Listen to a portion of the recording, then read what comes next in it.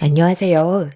저는 작년 5월 8일 어버이날에 충격적인 일들을 경험하고 남편과 이혼을 하게 된 40대 초반 여자입니다.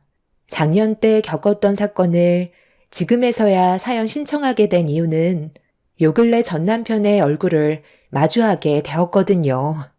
정말 몰골이 많이 아니었는데 한순간에 사람이 이렇게까지 변할 수 있는지 너무 놀랐었어요. 남편과는 결혼 생활 8년 만에 갈라서게 되었지만 그동안 함께 살아온 게 후회가 될 정도로 그 사람의 행동에 엄청난 충격을 받고 말았죠. 사건이 터졌던 어버이날이 오기 한 달 전에 남편한테 전화가 왔어요. 보통 퇴근할 때는 연락을 하지 않고 바로 집으로 들어오는데 그날은 무슨 일이 생겼는지 전화가 오길래 일단 받았었죠.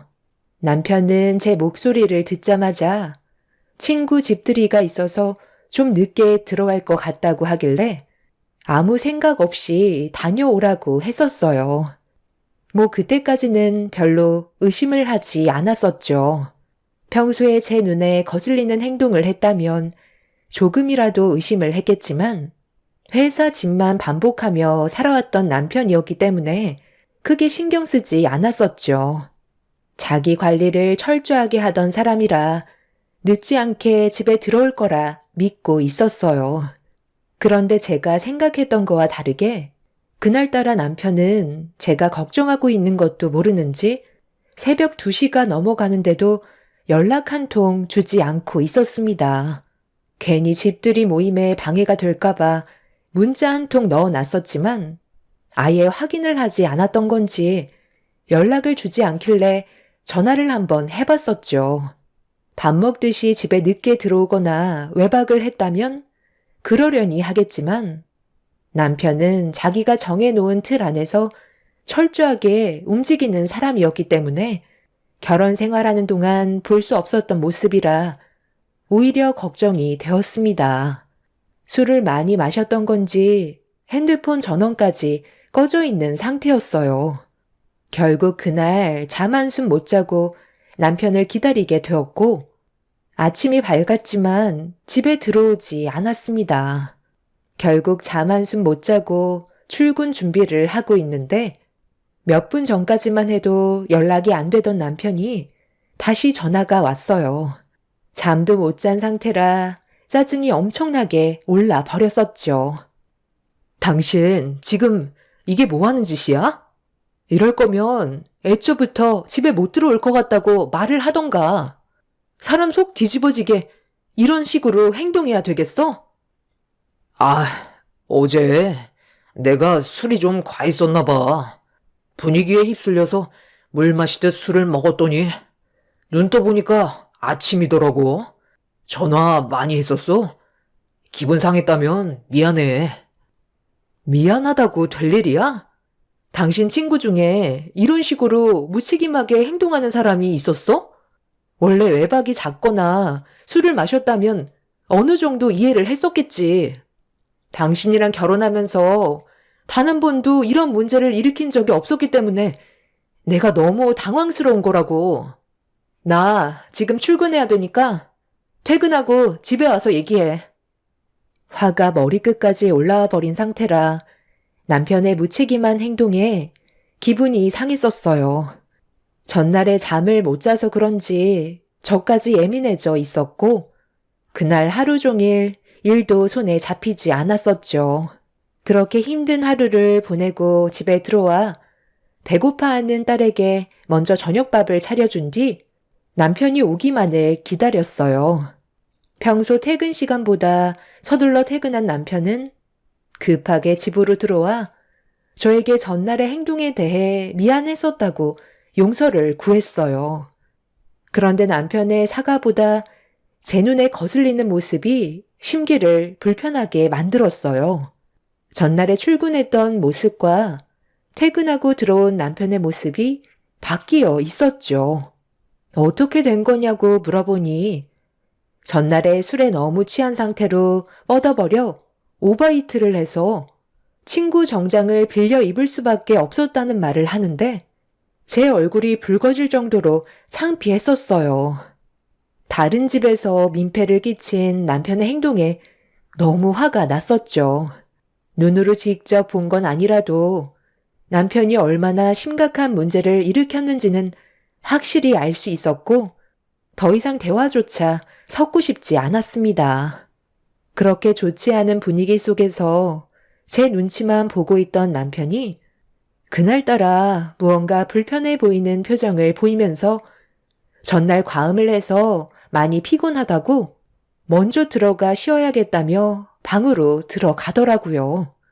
두 번 다시 이런 일이 생기지 않기를 바라면서 들어가는 남편의 뒷모습을 바라보고 있는데 제 눈에 충격적인 무언가가 눈에 들어와 방으로 들어가려는 남편을 다시 부르자 순간 멈칫거리면서 당황한 얼굴로 저를 쳐다봤어요. 나 많이 피곤한데 다음에 얘기하면 안 될까? 꼭 지금 말해야 되는 거야? 무슨 일 때문에 그러는 건데?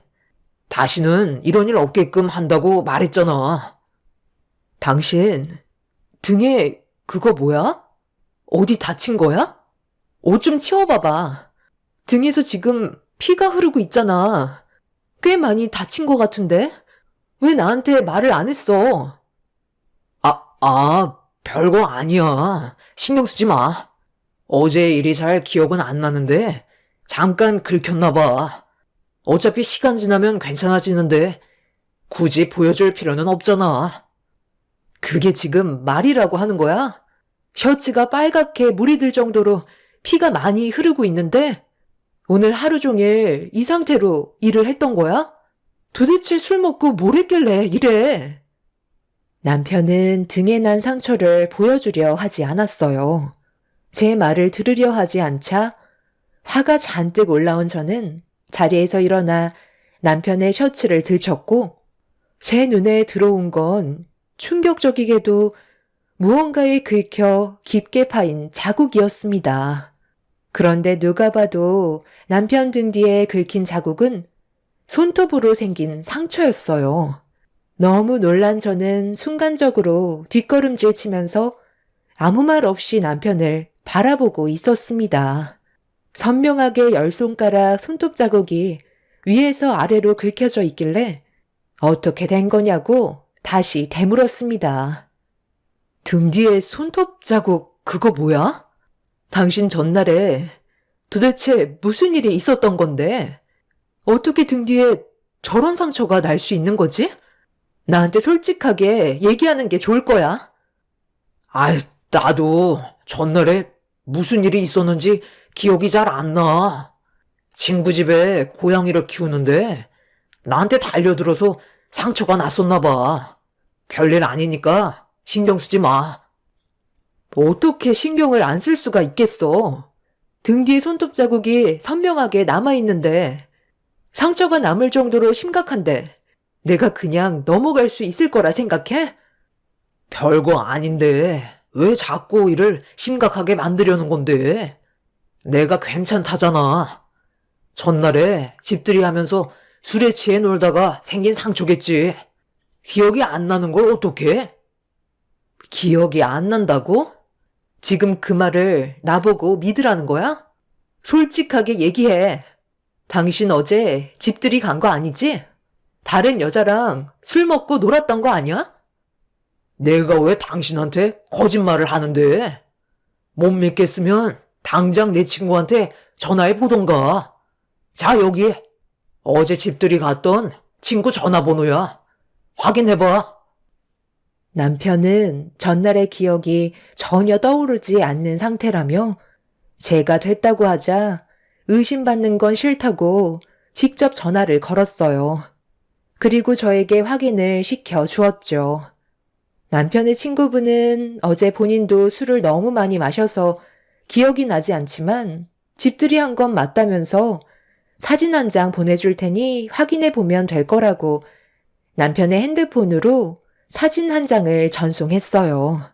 그 사진 속에는 정말 남편과 친구분들이 집들이하는 모습이 찍혀 있었습니다. 결국 등 뒤에 선명하게 남은 손톱 자국은 의문만 남긴 상태로 상황은 정리가 되고 말았었죠. 남편이 입을 열지 않으니 확인할 방법이 없었어요. 그런데 아무리 아니라고 생각을 해봐도 등 뒤에 손톱 자국은 바람을 피웠다는 생각밖엔 안 들었어요. 셔츠를 들추지 않고서야 선명하게 남은 손톱 자국이 생길 수 없기 때문에 저는 더욱더 남편을 의심할 수밖에 없었습니다. 그날 이후 저희 부부 사이에는 심각할 정도로 금이 가기 시작했고 남편의 행동 하나하나 신경이 쓰였습니다. 남편은 저에게 지속적으로 접근을 시도했지만 누가 등 뒤를 긁었는지 확인이 되지 않는다면 저는 남편을 받아줄 수가 없었어요.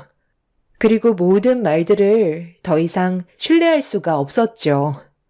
그렇게 냉전의 시간이 흐른 상태로 각방을 쓰면서 생활을 하게 되니 안 좋았던 감정은 더욱더 심각해지게 되었고 몸이 멀어지면 마음도 멀어진다고 남편한테 너무 큰 실망을 해서 그런지 한결같이 사랑했던 제 마음에 변화가 찾아오고 말았습니다.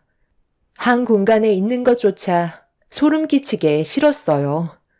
그런데 이런 와중에도 할 일은 해야 된다는 현실이 너무 힘들었습니다.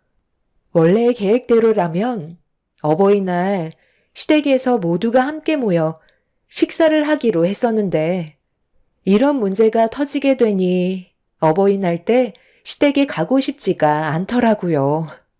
하지만 남편은 이런 제 마음을 모르는지 시모와 전화통화를 하면서 다음날 늦지 않게 도착하겠다고 대화를 주고받고 있었습니다. 저만 심각한 상태였어요.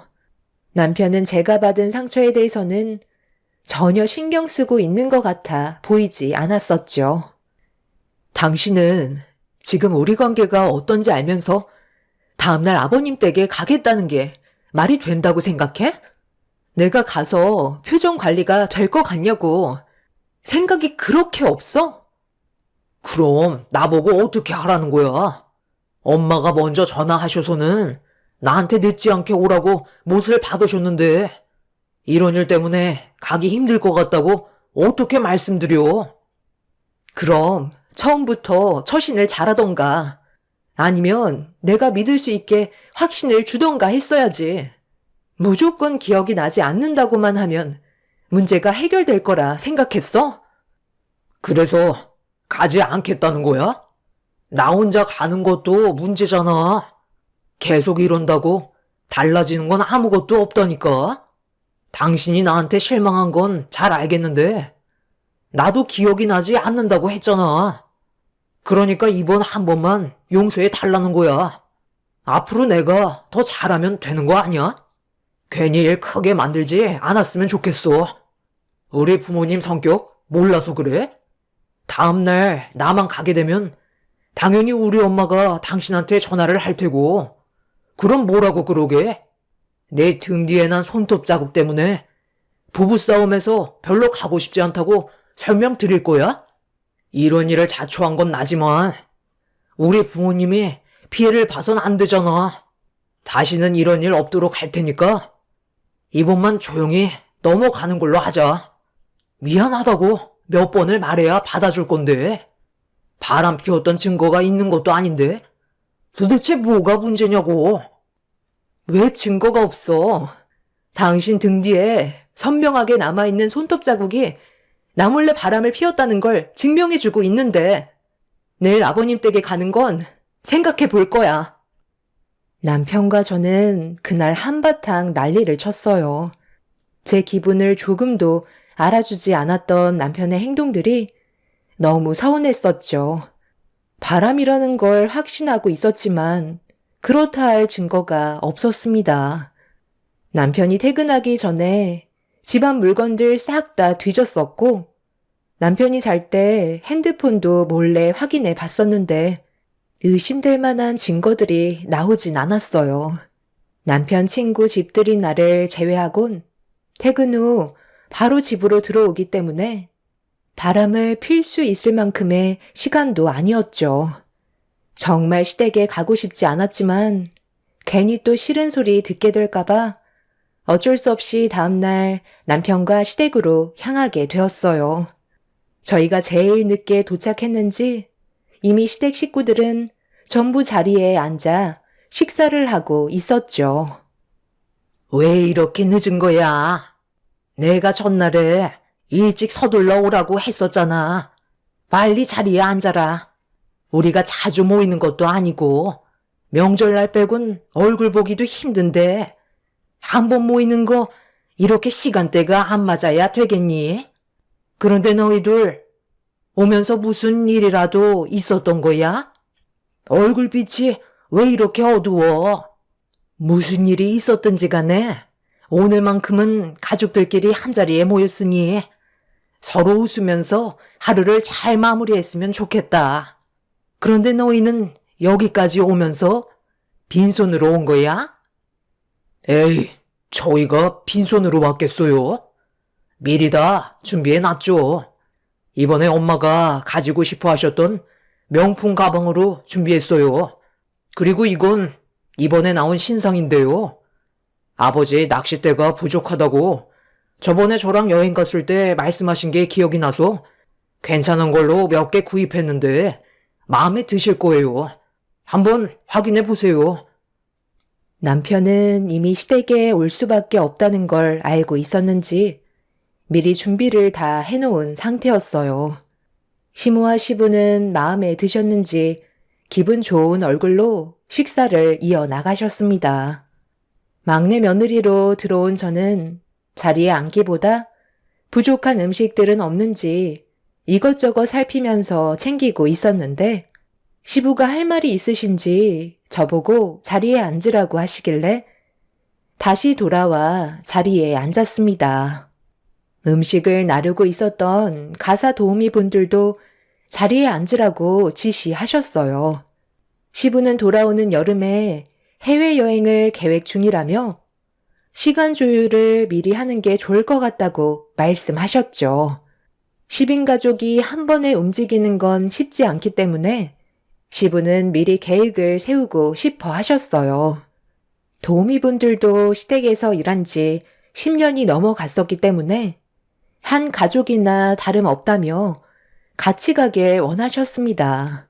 그렇게 시부의 계획을 듣고 있었는데 식탁 테이블 밑에서 장난을 치던 6살인 제 딸이 기어 나오더니 발들이 자꾸 시소를 탄다며 손으로 테이블 밑을 가리켰어요. 그리고 이어진 딸의 말에 저는 엄청난 충격을 받고 말았죠.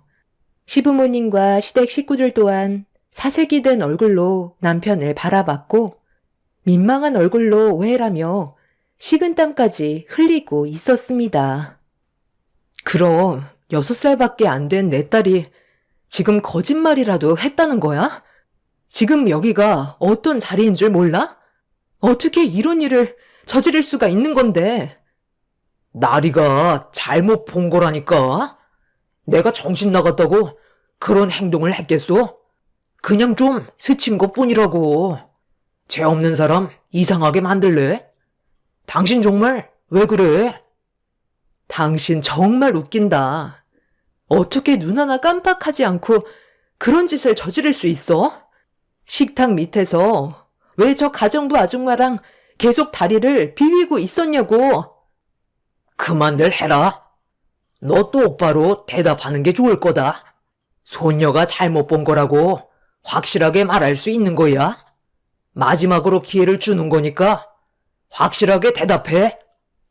아이, 정말 다들 왜 그래요? 내가 아니라잖아요. 아버지는 아들 말을 못 믿어요. 나리는 이제 6살밖에 안 됐다고요. 표현력이 풍부한 나이니까 그렇게 얘기한 거잖아요. 나도 네가 그런 행동을 하지 않았다는 걸 믿고 싶지만 우리 손녀가 거짓말을 했다는 건 더더욱 믿을 수가 없다. 직접 두 눈으로 확인을 해보면 되겠지.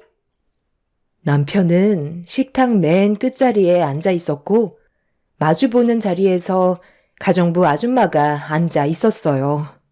그리고 남편과 가정부 아줌마가 서로 다리를 꼬고 비비고 있는 걸 제 딸이 시소를 타고 있다는 말로 표현을 했던 거였죠.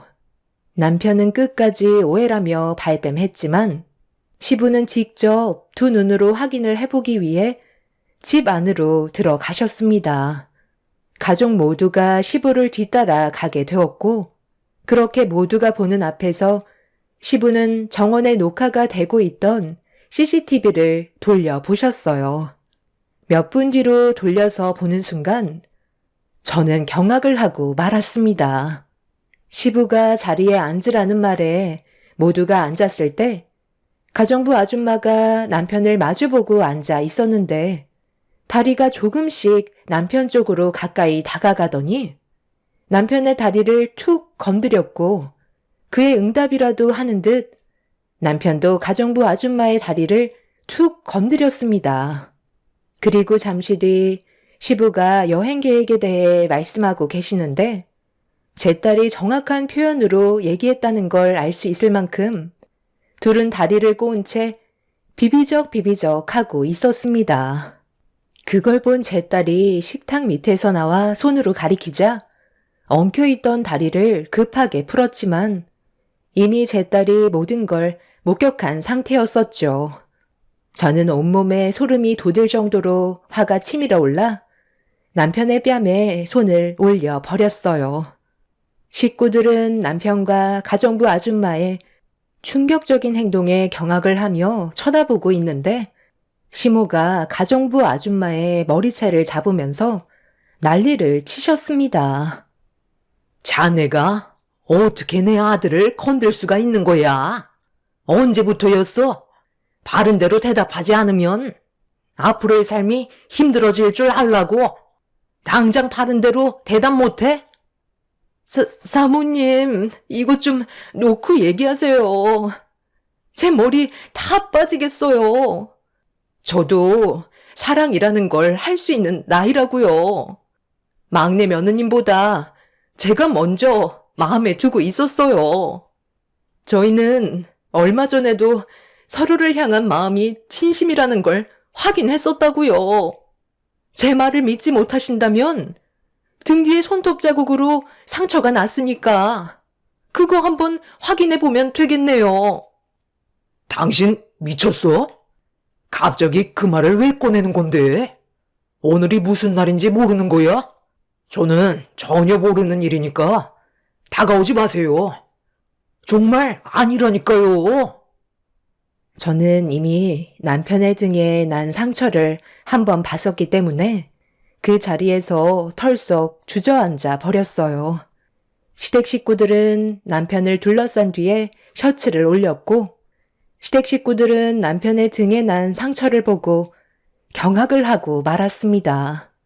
가정부 아줌마는 과거에 한번 결혼을 했었고 아이도 하나 있었어요. 사는 게 많이 힘들다고 해서 시부모님께서 가족처럼 대해 주셨었죠. 그런데 절대로 해선 안 될 행동을 저지른 남편과 가정부 아줌마의 분류는 저에게 엄청난 충격을 가져왔고 시부모님도 제대로 서 있지 못하셨는지 비틀거리셨습니다. 그런데 가정부 아줌마가 꺼낸 한마디가 저희 가족들에게 또 다른 충격을 안겨주었고 저는 입을 다물지 못했어요.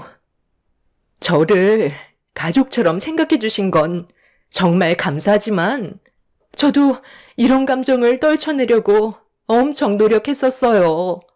하지만 사람 마음이라는 게 쉽지 않잖아요. 함께 지낸 시간이 있어서 그랬는지 막내 아드님한테 계속 눈길이 가게 되었고 저도 모르게 이끌리는 마음을 멈출 수가 없었어요. 이미 명호 씨 옆자리에는 아가씨가 차지하고 있는데도 제 마음은 변함없이 명호 씨를 향해 있었죠. 그러다 작년 이맘때쯤에 아가씨랑 명호 씨가 서로 얼굴 붉히며 다툰 적이 있었잖아요. 그때 제가 옆에서 말동무를 해준 적이 있었는데 명호 씨가 저한테 갑자기 입을 맞추더라고요. 저는 술이 너무 많이 취해서 그런 줄 알았어요.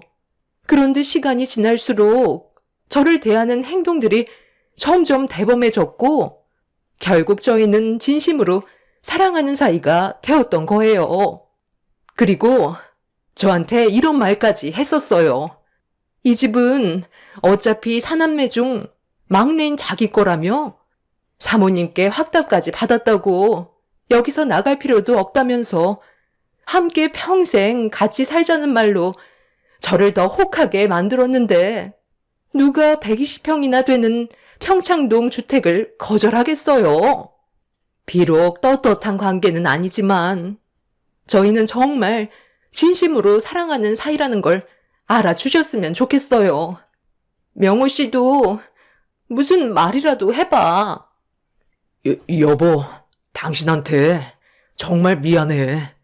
나도 가정을 깨지 않으려고 그동안 정말 열심히 노력했었어.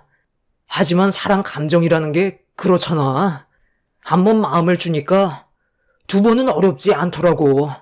저번에 당신한테 집들이 했다는 것도 거짓말이었어.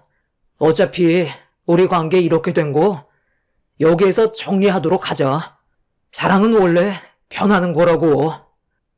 당신 정말 정신 나갔구나. 우리 나리는 어쩌고 아빠 없는 자식으로 만들게? 왜 이렇게 생각 없는 행동을 저지른 거야? 내가 뭐가 부족해서 이런 일을 만들었냐고. 제가 남편의 멱살을 잡고 난리를 치자 가정부 아줌마가 저와 남편 사이를 말리기 시작했어요. 그런데 갑자기 둘째 형님이 저와 가정부 아줌마를 밀치더니 남편의 뺨을 올려 붙였습니다.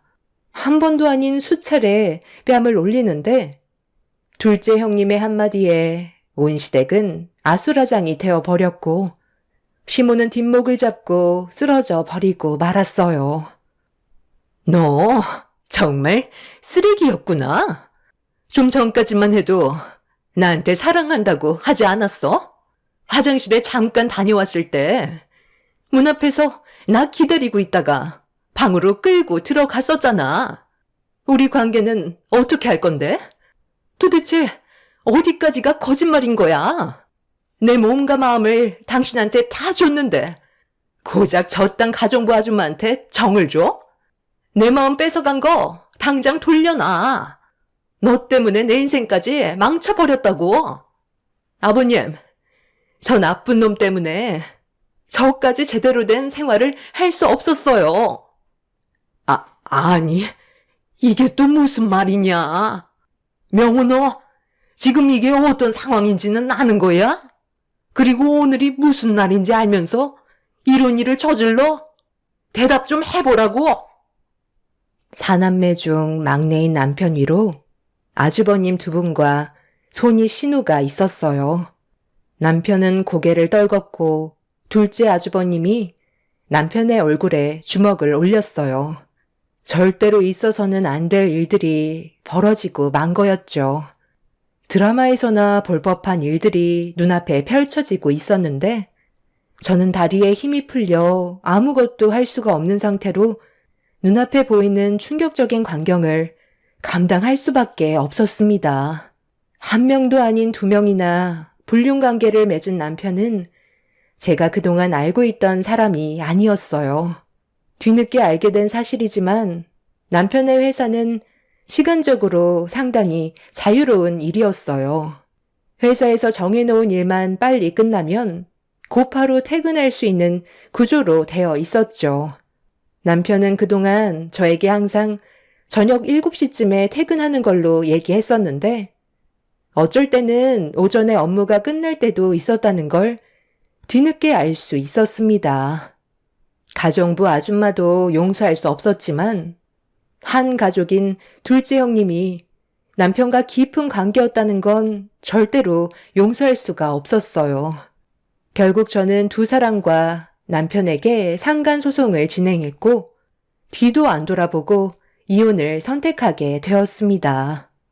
그리고 시부모님께서도 집안의 먹칠한 남편을 받아들일 수 없다면서 인연을 끊어버린 뒤 두 번 다시 얼굴을 보려 하지 않았습니다.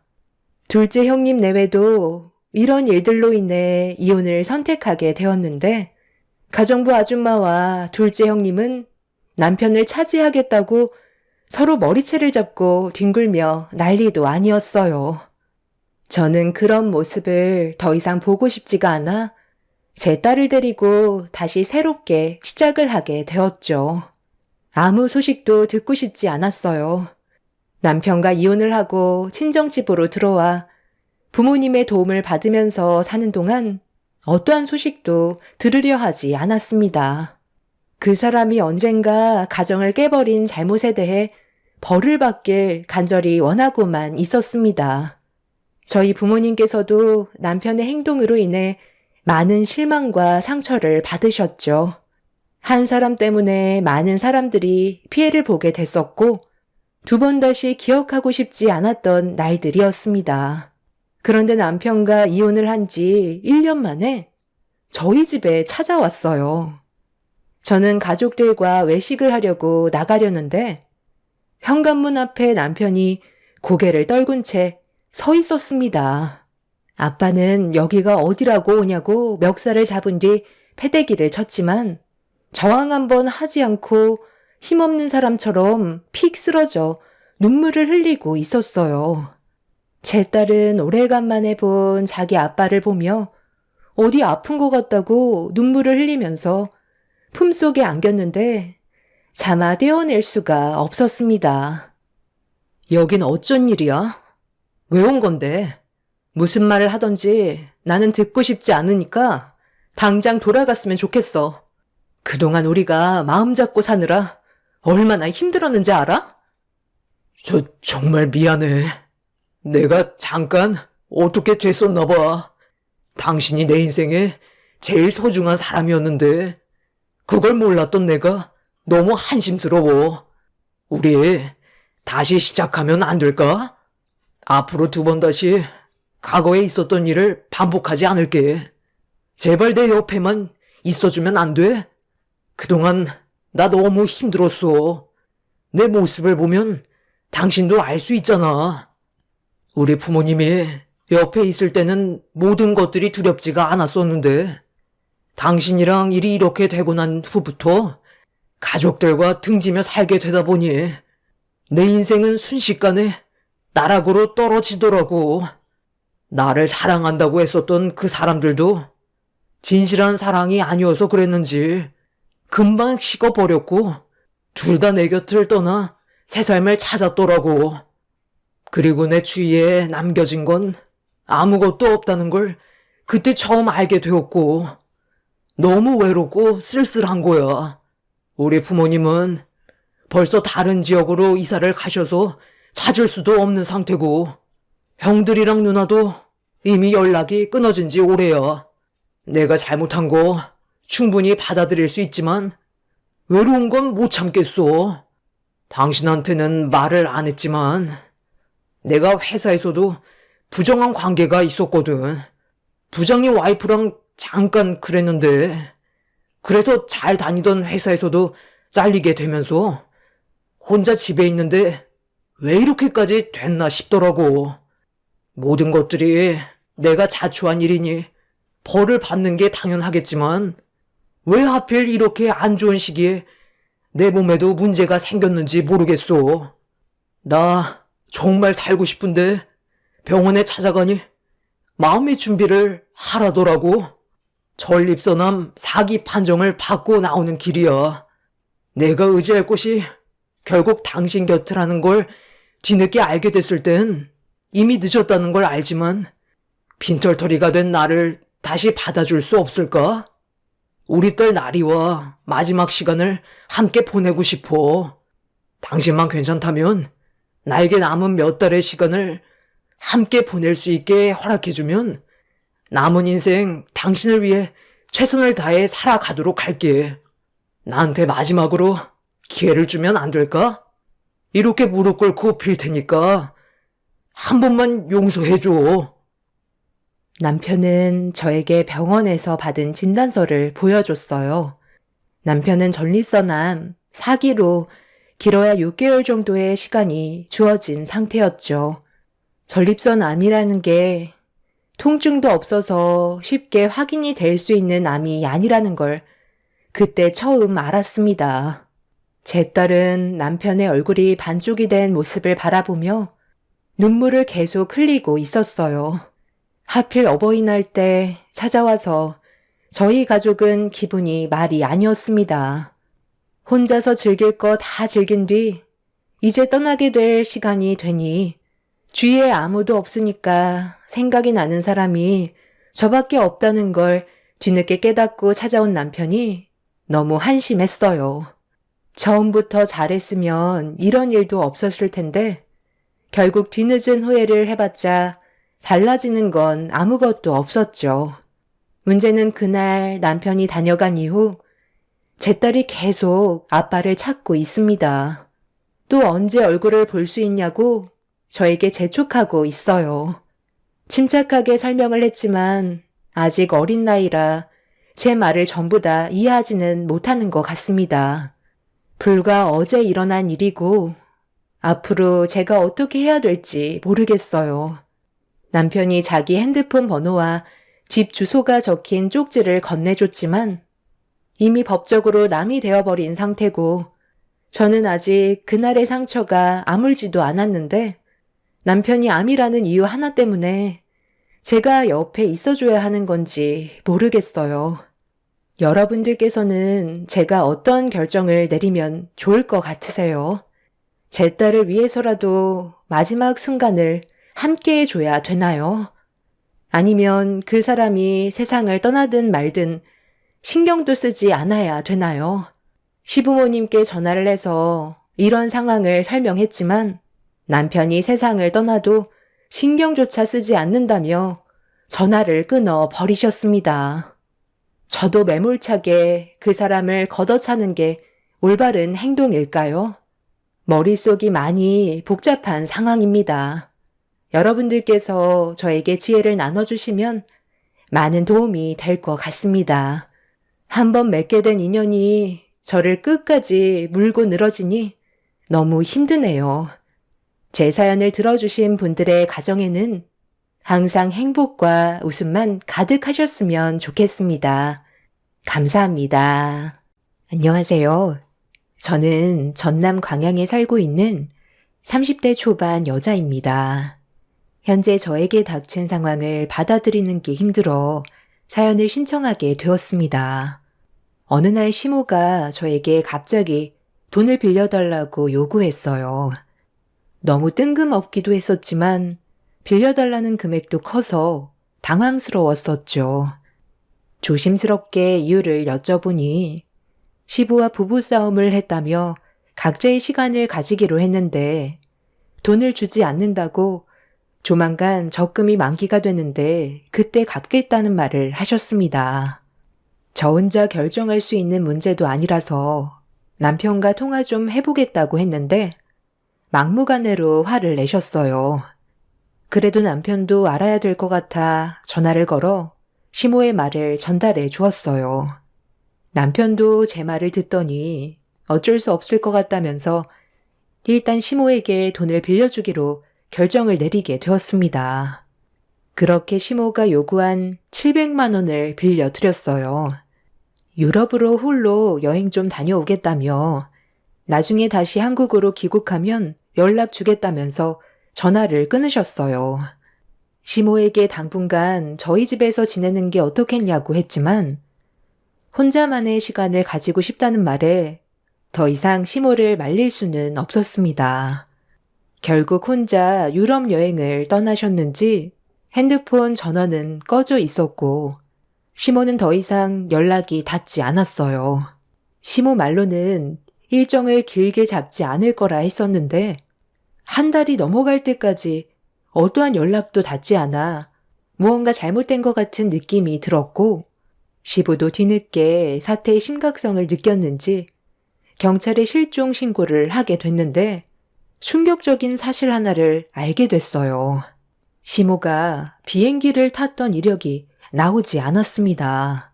이 사실을 한 달이 지나서야 알게 된 저희들은 시모가 가볼 만한 곳을 전부 다 뒤졌어요. 주변 지인분들한테도 시모의 소식을 알고 있는지 수소문하기 시작했죠. 하지만 아무것도 얻지 못했고 시간이 지날수록 가족 모두 불안에 떨었습니다. 남편은 시부에게 탓을 돌리면서 화를 가라앉히지 못하고 있었어요. 이게 다 아버지 때문이잖아요. 제발 그 고약한 성격 좀 버릴 수 없는 거예요? 엄마가 얼마나 상처를 받았으면 한 달이 지났는데도 연락 한 통 없이 핸드폰 전원을 꺼버리냐고요. 이제 어떻게 할 거예요? 무슨 일이라도 생겼으면 아버지가 책임질 거예요? 제발 잠깐이라도 좋으니까 속 편하게 좀 살고 싶어요. 이게 왜 내 잘못이냐? 너희 엄마가 임마 내 속을 얼마나 긁어놨었는지 알아? 오죽했으면 싸웠겠냐고. 나도 같이 사는 거 힘들어 죽겠다. 하루라도 조용히 살고 싶다고. 차라리 잘 됐지. 평생 지긋지긋한 얼굴 안 봐도 되니까 얼마나 좋아? 분명 어디서 사고 쳤는데 문제가 심각해지니까 집에 오지 못하는 거야. 그건 아버지 생각이죠. 엄마가 평생 집에 안 들어오시면 어떻게 할 거예요? 왜 말을 못 하세요? 아버지도 말만 그렇게 하시지. 지금 불안해 하시잖아요. 아버님, 어디 짐작 가는 곳은 없어요? 어머님이 자주 다니던 곳이 있을 수도 있잖아요. 침착하게 생각해 보세요. 저희가 가지 않았던 곳이 있을 수도 있잖아요. 저희가 찾길 바라실지도 몰라요. 어머님 성격상 혼자 지내시진 않을 것 같은데. 정말 기억나는 곳 없으세요? 어머님이 지금까지 이렇게 행동하신 적 단 한 번도 없으시죠? 아무리 서로 잡아먹을 듯이 싸웠어도 집을 나간 적은 단 한 번도 없었어. 아예 처음부터 작정을 하고 움직였구만. 며느리 너한테 거짓말까지 치고 700만 원이나 빌려갔으면 이미 전부터 계획을 세우고 있었던 걸로밖엔 안 보인다. 이혼하자고 하면 내가 받아주지 않을 것 같으니까 이런 식으로 행동하는 거라고. 저번에 한바탕 싸울 때 이혼 얘기가 나오기는 했었지만 무시했었거든. 지금 시위하는 거라고. 시간 지나면 알아서 기어 들어올 거니까 걱정하지 마라. 시부는 오히려 잘 됐다면서 차라리 얼굴 안 보고 사는 게 속 편하겠다는 말을 하셨어요. 하지만 제가 봤을 때 누구보다 걱정을 하고 계시는 것 같았습니다. 사람이 심적으로 불안하면 나오는 행동들 같은 게 있잖아요. 얼굴 표정이라든지 손톱을 깨물다든지 한자리에 가만히 있지 못하는 그런 모습들이 시부에게 비치고 있었습니다. 제가 시댁에 갈 때면 시부모는 항상 얼굴을 붉히면서 싸우는 모습을 자주 보여줬었는데 이유도 별거 없었어요. 아주 사소한 말다툼이 큰 싸움으로 번지게 만들었습니다. 하루 이틀도 아니고 갈 때마다 그러니 저희 부부도 많이 지치게 되었고 시댁에 가는 빈도가 점점 줄어들었어요. 그러다 일이 크게 터져버리게 되었고 상당히 심각한 상황까지 오게 되었습니다. 한 달 동안 연락이 없었던 시모는 보름이 지나 2달 가까이 되었고 어떠한 흔적조차 찾을 수 없이 소식을 들을 수가 없었어요. 큰 소리 치던 시부도 한 달이 넘어가게 되니 심각한 불안 증세를 보였습니다. 경찰서에서도 외부 활동을 한 흔적을 찾아볼 수가 없다며 걱정을 많이 했었어요. 이렇게까지 장시간 아무 연락도 없이 행동한 적이 없으셔서 범행을 당했을지도 모른다는 상상까지 하게 되었습니다. 저희 가족은 한 달 보름이 지나가는 시점부터 시모를 봤을 만한 지역을 돌아다니면서 만들어 두었던 전단지를 배포했어요. 남편은 하루도 빠짐없이 술에 의지했고 시부 또한 제정신이 아니었습니다. 그렇게 또다시 한 달이 지나 3달이 지나 6개월이라는 시간 동안 정말 많은 노력을 했었지만 흔적조차 찾을 수 없었습니다. 시부는 시모가 살아 있었다면 분명 연락을 했을 텐데 이렇게까지 장시간 한마디 말도 없이 사라지는 않았을 거라며 시부에게는 연락을 하지 않아도 저와 남편에게는 문자라도 남겼을 거라고 하셨어요. 저희가 불안해하는 걸 알기 때문에 시부의 말대로 시모가 연락을 안 할 리는 없었어요. 시부와 싸우는 날이면 꼭 저에게 전화하셔서는 온갖 불만을 다 털어놓으셨고, 제가 시모의 말을 들어줬던 터라 저희 부부에게 의지하는 부분들이 많았습니다. 그런데 전화 한 통 없었다는 건 분명 시모의 신변에 심각한 문제가 생겼다는 걸로밖엔 안 보였어요. 너희 엄마가 아무래도 어딘가에서 사고로 세상을 떠났을 것 같은 불안한 느낌이 든다. 벌써 연락 한 통 없이 지낸 지 6개월이나 지났다. 너희들한테 빌려간 700만 원은 벌써 바닥이 났을 텐데 아직까지 나타나지 않는다는 건 그 돈을 누군가 갈취하고 범행을 저질렀을 가능성이 상당히 큰 것 같다. 경찰도 700만 원을 한꺼번에 인출한 게 문제가 됐을 수도 있다는 말을 했었잖아. 돈을 노리고 저지른 범행을 배제할 수 없으니 우리도 이제 마음의 준비를 해야 되겠다. 그래서 아버지는 지금 어머니가 범행의 대상이 돼서 세상을 떠났을 가능성이 크다는 거예요? 엄마가 그렇게 되길 바라고 있는 건 아니고요? 당신 너무 흥분한 것 같아. 좀 진정하고 앞으로 어떻게 해야 할지 의논을 해야지. 감정적으로 나온다고 해서 달라지는 건 아무것도 없다는 거 당신도 잘 알잖아. 내가 지금 흥분 안 하게 생겼어? 아버지가 엄마를 얼마나 못살게 굴었으면 집을 나가겠소. 그때도 혼자 유럽 여행 가신다고 하셨을 때 우리가 끝까지 말렸는데도 아버지는 유럽 가서 다시는 돌아오지 말라고 하셨잖아. 그 말을 들었을 때 얼마나 큰 상처를 받으셨겠냐고. 아버지 때문에 이런 불행이 찾아왔으니까 당장 책임지세요. 집안 전 재산을 털어서라도 어머니의 흔적을 찾아내려고요. 얼마나 노력했다고 벌써부터 포기하려는 거예요?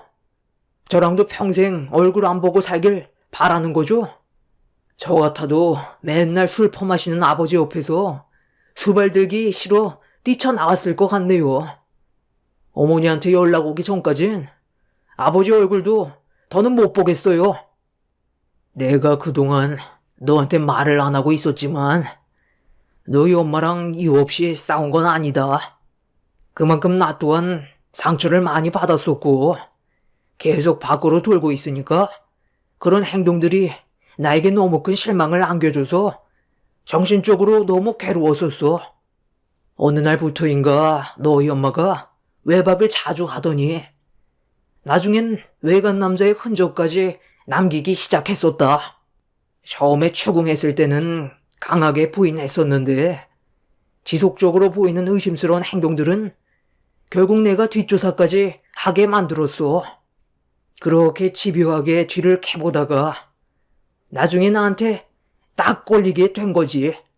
너희 엄마가 다른 남자와 술집에 들어가는 걸 보게 되었고 나한테는 부부로 살면서 살결이 닿는 것조차 싫어하던 사람이 마주보고 있는 남자와는 손을 맞잡고 있더라고. 그걸 내가 봤을 때 내 속이 어땠을 것 같아? 네가 내 입장이었다면 술을 안 마실 수 있겠냐? 이 애비도 감정이 있는 사람이다. 너희들한테까지 말을 하게 되면 상황은 더욱더 심각해질 게 뻔하고 너희 엄마는 내가 생각하는 그런 게 아니라고 변명을 들어놓았지만 이미 나는 네 엄마에 대한 신뢰를 잃었었다. 혹시 알아?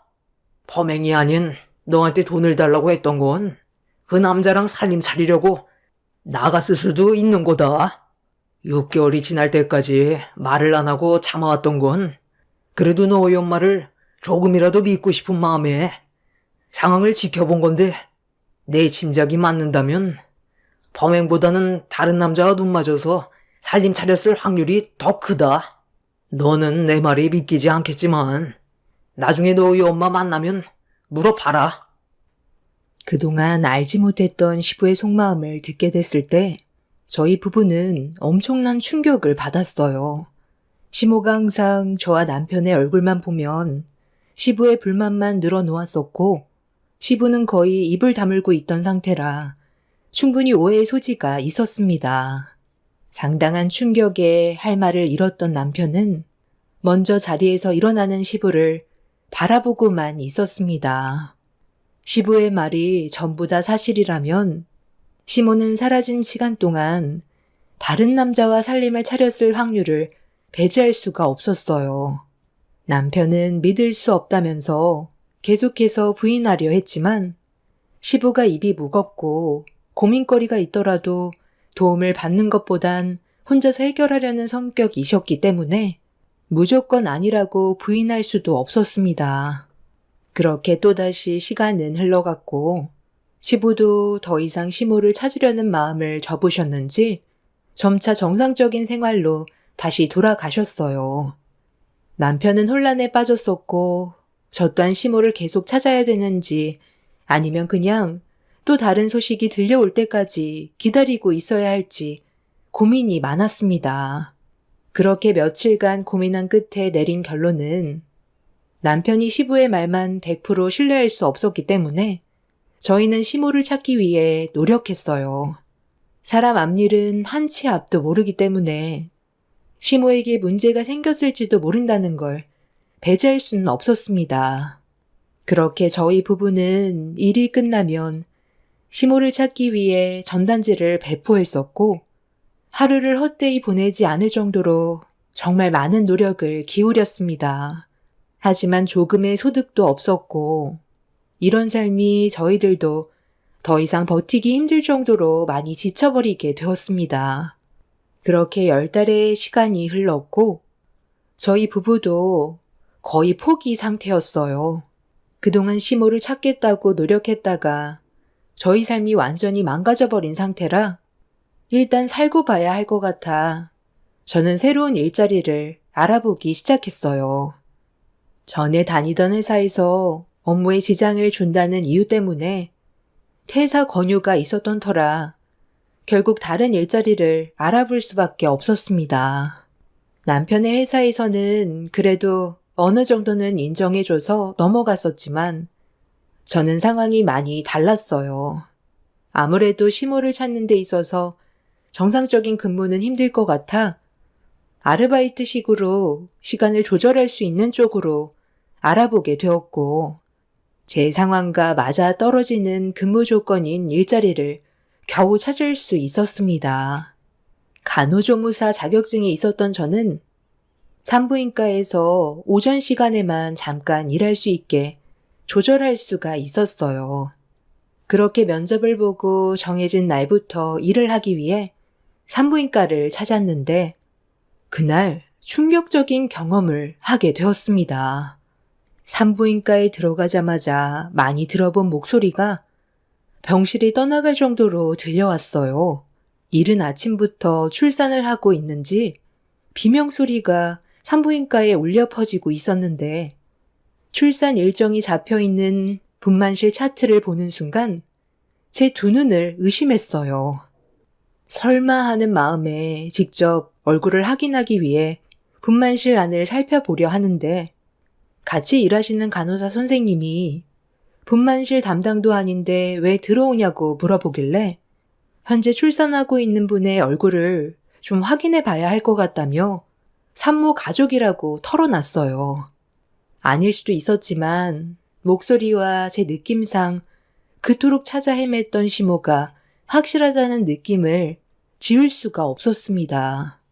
그렇게 분만실 안을 들여다보는 순간 눈앞에 펼쳐진 광경에 경악을 했고 시모가 사람 살려달라며 출산 고통을 느끼고 있었습니다. 저는 떨리는 목소리로 진통을 하고 있는 시모를 부르며 천천히 앞으로 걸어갔어요. 시모도 제가 나타날 거라곤 전혀 예상하지 못했는지 출산 고통을 느끼면서 당황한 얼굴로 저를 바라보고 있었습니다.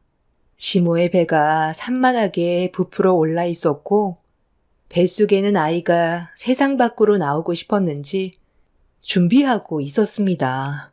머릿속이 정리되지 않아 혼란스러운 가운데 순간적으로 머릿속을 스친 시모의 보호자가 누구인지 궁금해졌어요.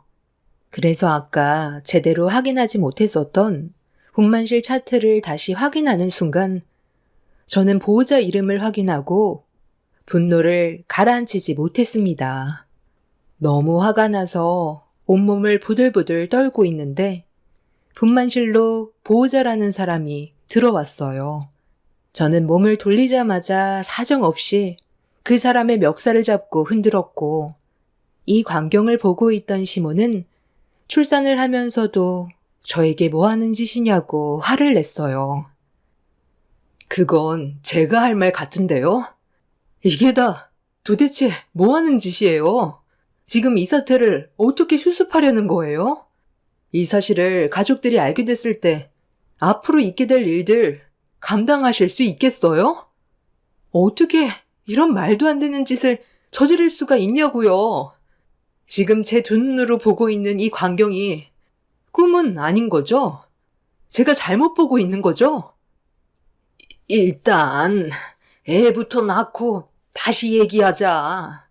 일단 우리 아들과 너희 시아버지한테는 입도 뻥끗하지 말거라. 고혈압으로 쓰러지는 꼴 보고 싶지 않으면 아무 말도 하지 말고 기다리고 있어라. 내가 전부 다 설명해 주마. 나도 이런 일을 경험하게 될 거라곤 전혀 예상하지 못했다. 일단 애부터 낳게 다들 나가 있어라. 시모는 나중에 모든 걸 설명하겠다고 했지만 이미 누가 봐도 눈앞에 펼쳐진 현장은 시모가 바람 피워서 임신한 걸로밖엔 안 보였어요. 시부와 워낙 젊은 나이에 결혼을 해서 시모 나이대에 비해 젊다곤 하지만 임신이 가능한 몸인지는 알지 못했었어요. 그렇게 분만실을 나와 제 옆에 서 있는 그 사람에게 어떻게 된 상황인지 물어보았고 한참 동안 아무 말도 하지 못한 채 고개를 떨구고 있던 그 사람은 제가 계속 추궁을 하자 어쩔 수 없다는 듯 모든 사실을 털어놓았습니다. 아주 잠깐의 실수였어요. 어느 순간부터 연락이 안 됐을 때 대충 짐작했을 테지만 우린 예전부터 연모하는 사이였어요. 아이를 가지게 될 거라곤 예상하지 못했지만 이건 어디까지나 우리 잘못만 있는 것도 아니에요. 혜옥 씨가 나에게 왜 마음을 열고 다가왔는지 알게 된다면 많이 놀랄 거예요. 나는 부동산에서 일을 하고 있었고 한 동네에서 오래 살아왔었기 때문에 혜옥 씨랑도 어느 정도 안면이 있다는 거 며느님도 대충 알 겁니다. 그래서 분만실 보호자 차트를 보자마자 열부터 낸 거겠죠. 우리 부동산에서 몇 번 차도 마시면서 워낙 특이한 내 이름을 봤을 테고 한 번 보면 머릿속에서 쉽게 잊혀지지 않는 이름이니까요. 문제의 발단은 혜옥 씨가 어느 날부터 우리 부동산에 자주 찾아왔었어요. 커피 마시면서 마음 터놓고 대화할 수 있는 비슷한 나이대가 나밖에 없었는지 여러 가지 고민거리를 털어놨었는데 속마음을 확실하게 꺼내지 않고 있는 것 같아 술 한잔 마시기로 했었습니다. 맨정신보다 술을 빌려 힘든 점들을 털어놓는다면 좀 더 마음이 편해질 것 같아 그렇게 약속을 잡게 되었죠. 그렇게 술잔을 기울이면서 진지하게 대화를 주고받다 보니 알게 된 속마음은 혜옥 씨 부군께서 전혀 그럴 것 같이 안 생겼으면서 혜옥 씨 몰래 다른 여자를 만나고 있다는 겁니다. 건어물 가공 사업을 해서 돈도 꽤 많이 버신다고 알고 있는데 여유가 넘쳐서 그런 건지 한 여자로 만족을 못한 건지 혜옥 씨보다 젊고 탄력 있는 여자와 지속적인 관계를 가졌다는 말을 듣게 되었어요. 집안 망신이라 누구에게도 말을 하지 못했었고 가족들이 받게 될 충격들과 상처에 모두가 힘들어질까봐 속으로만 삭히고 있었고 나중엔 부군의 바람을 한 번은 눈 감아주기로 했다고 하더군요. 그런데 그분은 이미 브레이크가 고장난 상태였어요. 전혀 상상조차 하지 못했던 말을 듣게 되었고, 알고 보니 시부가 먼저 문제를 만든 거였어요. 저희는 이 사실을 전혀 알지 못했었는데, 시부모님이 최근 들어 많이 싸우는 이유가 시부의 바람 때문인 걸 눈치채지 못했었죠. 시모는 그런 아픔들 때문에 부동산 사장님한테 속마음을 털어놨던 거였어요. 그런데 술집에서 대화 나누고 있던 걸 시부가 발견하게 된 거였고, 오해인 상황인데도 시부는 어떠한 말도 들어주려 하지 않았어요. 쌍방으로 잘못한 거기 때문에 본인 탓만 있는 건 아니라고 그때부터 대놓고 시모가 보는 앞에서 상간녀를 만나기 시작했습니다.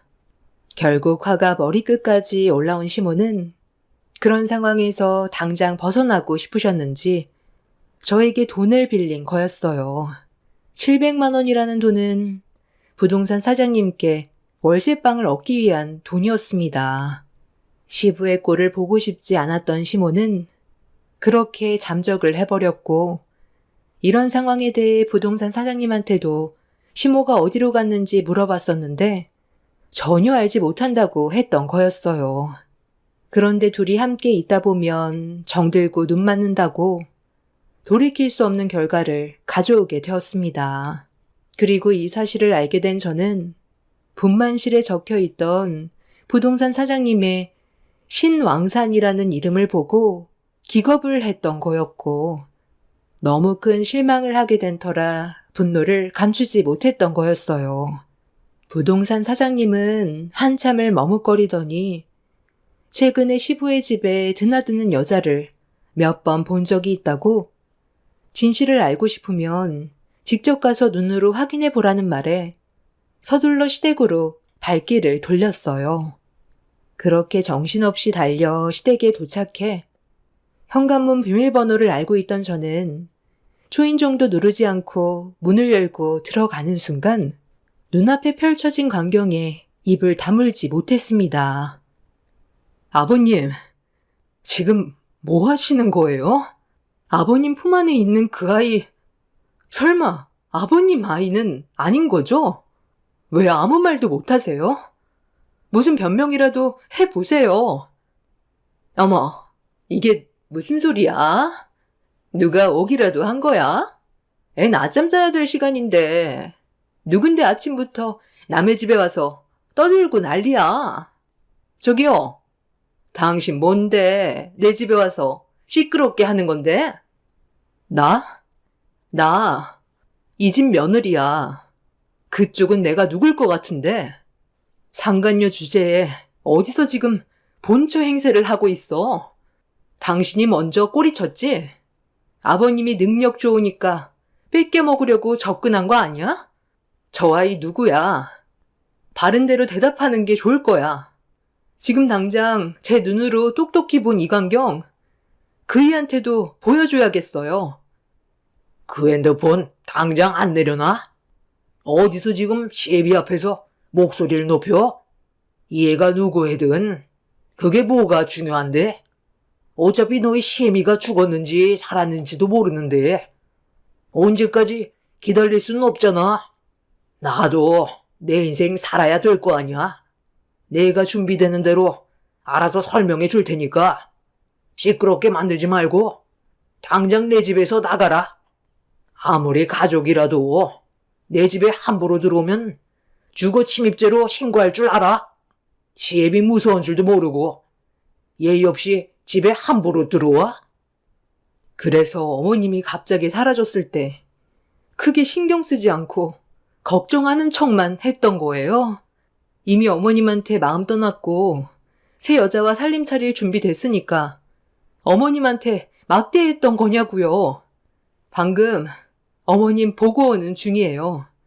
아버님이 먼저 가정을 깨는 바람에 돌이킬 수 없는 상황까지 오게 됐다고요. 뭐라고? 어디서 봤는데? 지금까지 어디서 뭘 했길래 얼굴조차 보이지 않았던 거래? 다른 남자랑 눈 맞아서 아예 살림 차렸대냐? 거기가 어딘지 당장 말해봐라. 먼저 지금 제가 두 눈으로 목격한 이 상황부터 설명해 주시죠. 애를 안고 있는 걸 보니 아버님이 먼저 저 여자랑 바람 피운 거죠? 그래서 어머님이랑 부부싸움 난 거잖아요. 앞으로 어떻게 하실 건데요? 정말 어머님 내치고 저 불려우 같은 여자랑 살림 차릴 거예요? 그렇게 하면 아버님 인생 행복하시겠어요? 얘가 오늘따라 정신 나갔나? 어디서 시비한테 소리를 질러? 내 인생 내가 알아서 살겠다는데 네가 무슨 상관이야? 이 아이 내 아이다. 유전자 검사까지 전부 다 확인했고 앞으로 나는 새 출발하기로 했으니까 당장 이혼하게 어디 있는지 알려달라니까. 위자료 대충 지어주고 보내면 되잖아. 아, 그쪽이 이 집안 며느리였어? 그런데 어른한테 말하는 싹수가 아주 하늘을 찌르네. 내가 앞으로 시어머니가 될 사람인데 태도가 아주 불량한데? 머리채 잡히고 싶지 않으면 그 입 다물고 있어. 너 때문에 어머니 찾겠다고 10달 동안 내가 개고생한 거 생각하면 지금 당장이라도 머리털 다 뽑아버려도 시원찮으니까. 뭐? 상간요? 뭐라고? 여보, 제가 지금 나한테 하는 말 들었지? 내가 이 집에 새로 들어온 시어머니인데 어떻게 저런 상스러운 말을 할 수가 있는 거야? 시부는 시어머니 될 사람한테 함부로 짓거렸다며 아이를 상간녀에게 건네준 뒤 제 뺨을 올려쳤어요. 저와 남편은 그동안 시모를 찾기 위해 잠도 안 자가면서 태어난 지 얼마 되지 않은 우리 아이도 친정에 맡긴 채 낮이며 밤이며 틈날 때마다 전단지 돌리면서 혹시라도 무슨 일 생겼을까봐 힘들게 시모를 찾아다녔는데 시부는 본인 때문에 일어난 일인 줄 뻔히 알면서도 그동안 저희 부부를 속이고 있었습니다. 시부가 제 뺨을 쳤을 때 이미 저는 눈에 뵈는 게 없었고 나이 처먹고 쓸데없는 물건 함부로 놀려서 멀쩡한 집안 파탄 냈으니 평생 불구로 살아보라고 그 자리에서 시부의 다리 사이를 사정없이 걷어차 버렸어요. 시부는 엄청난 고통이 엄습해왔는지 비명을 지르면서 거실을 뒹굴었고 상간녀가 뒷걸음질 치길래 제가 달려들자 아이를 소파에 내려놓더니 자기 남편 불구되면 가만두지 않겠다면서 머리채를 잡았습니다. 그동안의 화가 상간녀에게 쏟아졌고 시집을 갈갈이 찢어버렸습니다. 결국 집안이 난장판이 되자 주민들의 신고로 경찰이 출동했어요. 남편도 뒤늦게 이 사실을 알게 된 이후 엄청난 충격을 받게 되었고 시부는 저를 상대로 소송을 제기할 거라며 응급실에서 치료를 받았습니다. 저는 모든 상황을 남편에게 설명한 뒤 시모가 입원한 산부인과로 함께 찾아갔어요. 시모는 저희 부부에게 미안하다며 눈물을 흘리셨고 한 번의 실수가 아이를 가지게 됐다면서 괴로워하고 있었습니다. 시모는 시부를 상대로 소송을 준비하고 있어요. 먼저 시작했으니 당연히 불리하게 적용이 될 테고 차라리 잘 됐다 싶습니다. 부동산 사장님은 그동안 제가 봤을 때 항상 챙겨주시고 좋은 모습만 보여주셨기 때문에 두 분이서 새로 시작하는 것도 나쁘지 않은 것 같았어요. 시부와 살면서 불행한 인생을 버텨가는 것보다 100번 옳은 일인 것 같습니다. 부동산 사장님은 아이는 없지만 이혼의 아픔이 한 번 있었기 때문에 서로에 대해 통하는 게 많아 보였어요. 남편도 처음에는 많이 놀랐지만 시모의 입장을 이해했고 시부에 대한 원망이 더 큰 것 같아요. 누가 봐도 시부 옆에 있는 그 상간녀는 불려우 같아 보였는데 나중에 호되게 당한 뒤에 후회해봤자 그때는 이미 시부 곁엔 아무도 남아있지 않을 것 같습니다. 유전자 검사를 했다던데 그건 시부도 그 여자에 대한 신뢰가 100%는 아니었기 때문에 불안해서 검사를 했을 거고, 서류상 맞는다고 하니까 품에 끼고 있겠지만, 제가 알기론 유전자 검사 서류도 조작이 가능하다는 말을 들었어요. 용지만 바꿔치기 했을 수도 있겠죠. 시모와 시부와의 법적 싸움이 오래 갈 것 같긴 하지만, 변호사가 시모 입장에서 긍정적인 말을 해주셨어요. 누가 먼저 시작했느냐가 제일 중요한 것 같더라고요. 살다 보니 이런 충격적인 일들도 경험하게 되네요. 제 기막힌 사연을 들어주신 여러분들의 인생은 굴곡이 많지 않은 완만한 삶을 살아가셨으면 좋겠습니다. 감사합니다.